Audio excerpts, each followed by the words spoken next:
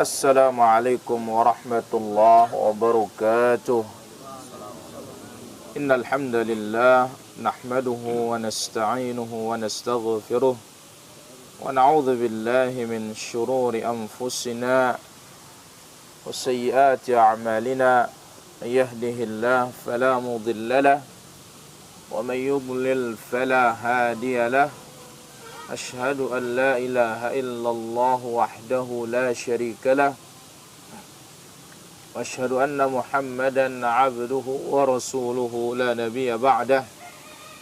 Allahumma salli wa sallim wa barik ala abdika wa rasulika Muhammadin sallallahu alaihi wa ala alihi wa sahbihi wa sallama tasliman katsira ila yaumiddin, amma ba'd. فإن أحسن الكلام كلام الله وخير الهدى هدى محمد صلى الله عليه وسلم وشر الأمور محدثاتها وكل محدثة بدعة وكل بدعة ضلالة وكل ضلالة في النار. Hadirin yang dirahmati Allah Subhanahu wa taala. Alhamdulillah, pada pertemuan yang telah lalu kita sudah mengambil ucapan Ibunda Aisyah radhiyallahu anha, innakum lataghfaluna afdalal ibadah. Sungguh kalian telah melalaikan ibadah yang paling mulia. Apa itu? At-tawadhu', merendah. Itu menerima kebenaran. Itulah hakikat merendah. Lawan dari at-tawadhu adalah al-kibir, sombong. Sombong itu menolak dan meremehkan orang lain. Baik. Maka at-tawadhu menerima kebenaran dan menghormati orang lain. Pada kesempatan pagi ini insyaallah akan kita ambil ucapan sahabat yang lainnya, yaitu Abu Hurairah radhiyallahu anhu. Beliau mengatakan, yubsiru ahadukumul qadhah fi aini akhihi. Seorang di antara kalian melihat kotoran mata saudaranya. Seorang di antara kalian melihat kotoran yang ada pada mata saudaranya. Wa yansal jidla atau qala al-jid'a fi 'aini nafsihi. Tetapi dia melupakan batang kelapa, batang kurma yang ada pada matanya sendiri. Tentu ini persis seperti apa dalam pepatah kita, semut di seberang lautan nampak, gajah di kelopak mata tidak nampak. Maka ini dia ucapan sahabat yang mulia radhiyallahu anhum wa ardah, yubsiru ahadukumul qadha fi aini akhi. Seorang di antara kalian dia bisa melihat kotoran mata saudaranya. Kotoran kan kecil, bisa dilihat. Karena di mana? Di mata saudaranya, di mata orang lain. Wa yansal jidla awil jid'a.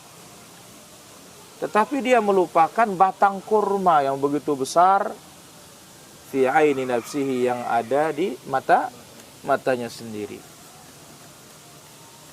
Baik, hadis ini atau atsar ini dikeluarkan oleh Imam Ahmad dalam kitabnya Zuhud. Demikian juga Al-Imam Al-Bukhari dalam Al-Adabul Mufrad, wa isnaduhu sahih. Sanad riwayat ini sahih. Apa pelajaran yang bisa kita ambil dari ucapan sahabat yang mulia ini? Juga disebut di dalam pepatah kita itu, Yang pertama, anna ibna Adam wi'aul uyub. Manusia ini memang bejananya segala kekurangan. Kita ini bejananya segala kekurangan. Namanya bejana kan ngumpul, tempatnya kekurangan sudah. Maka jangan ada di antara kita ini yang merasa selamat dari kekurangan itu. Pasti kita kurang. Sebagaimana kita mendengar sabda Rasulullah sallallahu alaihi wasallam yang diriwayatkan oleh Imam Ahmad, kullu bani Adam khata. Semua anak Adam ini bersalah. Wa khairul khata'in at-tawwabun. Dan sebaik-baik yang bersalah adalah siapa? Yang bertaubat kepada Allah Subhanahu wa taala. Maka kita berdoa kepada Allah Azza wa Jalla, Allah mengampuni kekurangan kita. Allah Azza wa Jalla mengurangi kesalahan kita. Ini yang pertama. Kemudian yang kedua, kekurangan manusia bertingkat-tingkat. Ada yang kecil, ada yang sedang, ada juga yang besar. Tidak ada kekurangan itu satu tingkatan. Tingkatan berbeda-beda, berkelas-kelas. Kesalahan demikian juga ada shaghair, ada kabair. Ada dosa kecil, ada juga dosa besar.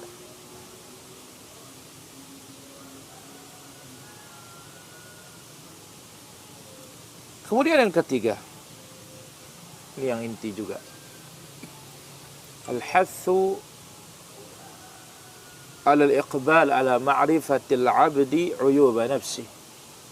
Ucapan sahabat yang mulia ini menganjurkan kita untuk introspek kesalahan sendiri. Kita memeriksa apa yang kurang pada diri kita sehingga kita bisa menyempurnakan. Maka hakikatnya kalau kita berpikir ketika orang memberikan masukan kekurangan kita, kita harus berterima kasih. Kenapa? Dia ingin menyempurnakan kita. Oh ini kurang, sempurna. Kita lihat bagaimana permisalan Rasulullah sallallahu alaihi wasallam. Apa kata Nabi alaihi salatu wasallam? Mathalu ma ba'athani Allah, perumpamaan Allah mengutus aku, wa mathalul anbiya, dengan para nabi yang lainnya, kamathali rajulin bana dara, seperti seorang yang membangun istana.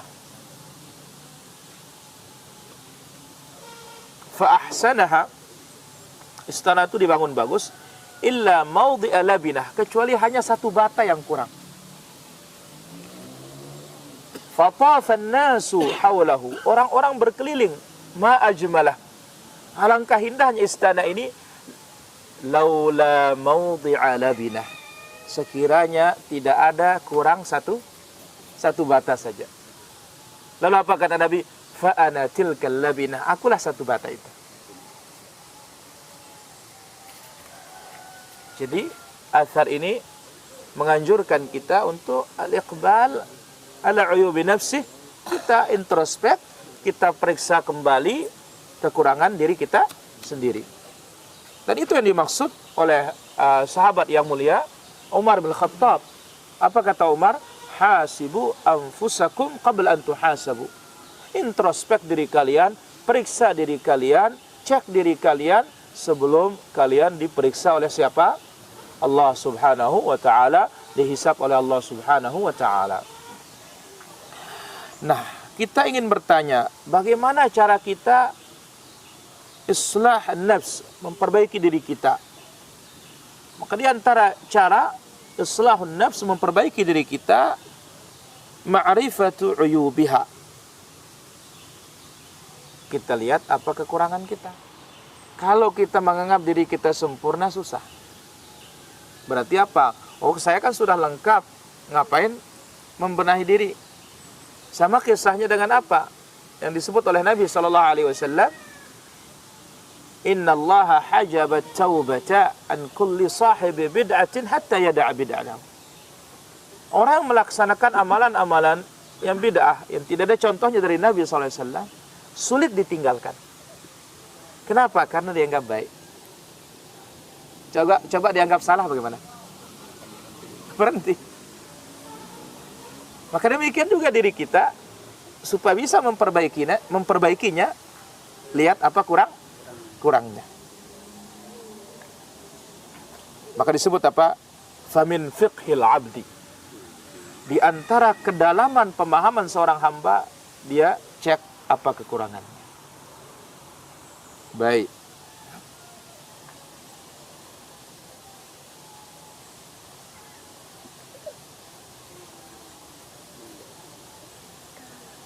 Fa'asahul ulum. Namun pertanyaannya lagi, manakah ilmu yang paling bagus untuk mengenal diri kita, sehingga tahu kekurangan diri kita? Al-ulumul waridah, ilmu yang datang di dalam Al-Quran. Karena Al-Quran menjelaskan penyakit, obatnya. Ada penyakit, ada obatnya. Dijelaskan mana taat, mana maksiat. Dijelaskan mana kesyirikan, mana tauhid. Berbeda dengan ilmunya manusia, kedokteran dan yang lainnya, tabib. Kadang kalau dia memeriksa, penyakit itu masih diraba. Bisa iya, bisa tidak. Dari satu dokter, diagnosanya berbeda dengan dokter lain. Tapi ilmu Al-Quran pasti. Ini adalah penyakit kesyirikan. Ini adalah penyakit maksiat. Ini adalah penyakit hawa nafsu. Maka dikatakan fa'asahul ulum fi ma'rifati an-nafs, ilmu yang paling sahih dalam mengenal kekurangan jiwa kita adalah ilmu yang datang dari Al-Quran dan yang datang dari Rasulullah sallallahu alaihi wasallam. Demikian juga ucapan-ucapan para ulama as-salaf dari kalangan sahabat dan yang lainnya.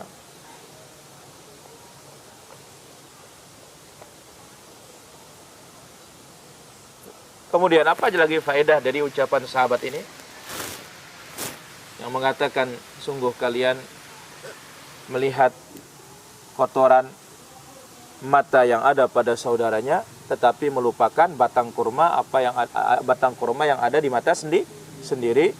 Ya, semut di seberang lautan nampak, ya, kemudian gajah di pelopah mata tidak nampak. An-nahi an tatabbu' uyubul khalq, larangan untuk mencari tahu, meneliti aib orang lain. Lah bagaimana dalam konteks berdakwah, menjelaskan ini sunnah, ini bid'ah, ini syirik, ini tauhid? Bukan itu konteks untuk meneliti aib. Tetapi itulah dakwahnya Al-Quran. Itulah dakwahnya Rasulullah sallallahu alaihi wasallam. Karena itulah penyakit umat yang tidak akan bisa diobati tanpa dijelaskan mana yang hak, mana yang batil, mana yang tauhid, mana yang syirik. Kemudian juga di dalam athar ini, anna man iltabasa uyuban nas ju'ila lahu uyub. Siapa yang mencari-cari tahu kesalahan orang lain, maka Allah Azza wa Jalla akan berikan dia jatuh dalam kesalahan.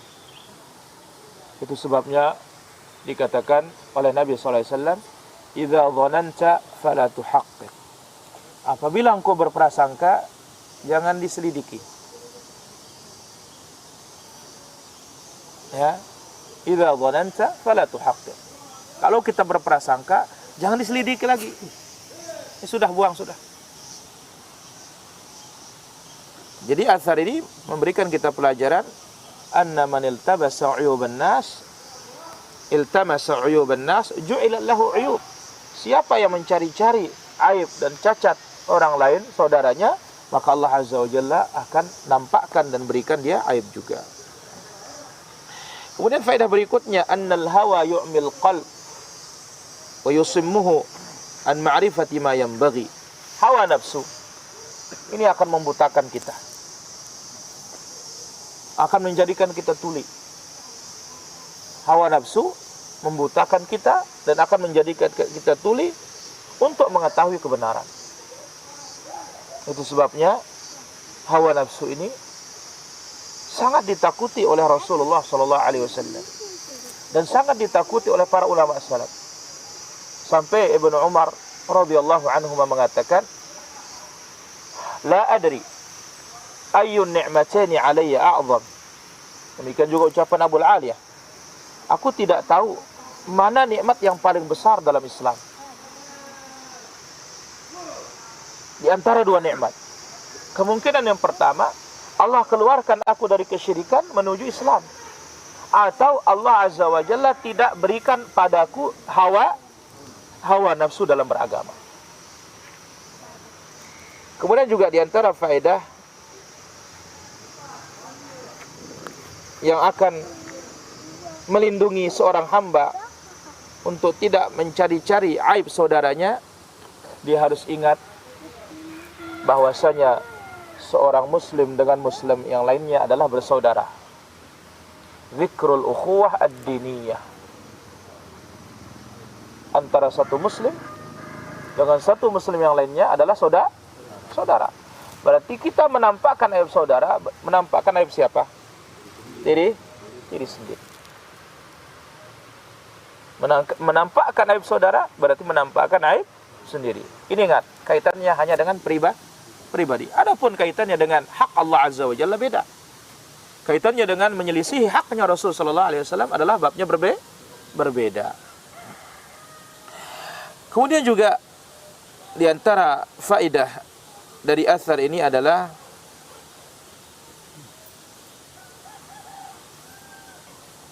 al-hadhar min al-baghi bil jawri 'ala al-khalqi. Waspada jangan berlaku zalim terhadap orang lain, melampaui batas terhadap sesama. Sebab Allah Azza wa Jalla telah berfirman, inni haramtu zulma ala nafsi fala tadzalamu. Aku haramkan diriku untuk berbuat kezaliman, maka jangan kalian saling zalimi. Termasuk menzalimi orang lain, termasuk menzalimi saudara kita, bersikap al-dhul wal baghi, melampaui batas, terutama dalam tatabbu'ul uyub, mencari-cari kesalahan dan mencari-cari kekurangan yang ada pada kawan kita. Inilah dia para hadirin rahmatullah azza wa jalla, hal yang sangat bermanfaat. Kita merenungi apa kekurangan kita dan apa kesalahan kita. Sebagaimana disebut oleh Imam Ibnul Qayyim rahimahullah, manusia dalam pengaduan itu ada 3 tingkatan. Tingkatan yang paling dulu adalah mengadukan Allah kepada makhluk, melaporkan Allah kepada makhluk. Bagaimana? Dia kekurangan atau dia dapat musibah, dia lapor ke orang lain. Wah, ini rugi, ya, tomat nggak ada harganya, cabai nggak ada harganya, kasih kita minjem. Jadi perbuatan Allah dilaporkan kepada makhluk supaya mendapatkan kasih sayang makhluk. Ini namanya antashkur rahima ila man la yarham, melaporkan yang maha penyayang kepada yang tidak menyayangi. Yang kedua, seorang melaporkan saudaranya kepada Allah. Ini masih mending. Ya Allah, fulan menzalimi saya. Ya Allah, fulan memukul saya. Ya Allah, fulan mengambil hak saya. Ini masih mending. Yang ketiga yang paling hebat apa? Kita mengatakan, ya Allah, apa salahku? Kita laporkan diri kita kepada Allah subhanahu wa ta'ala. Jadi melaporkan diri kepada Allah ini derajat yang paling hebat.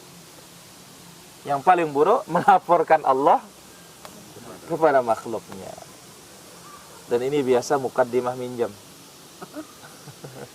Benar apa guru? Iya, mukaddimahnya orang mau minjam itu sudah. Iya. Baik, saya kira demikian. Allah Ta'ala ala wa alam. Alhamdulillah Rabbil alamin. Ada pertanyaan? Om? kena dengan pepatah tadi Ustaz. La ilaha illallah.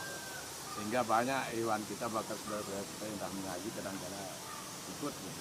Bagaimana sikap kita yang Sikap kita sehat.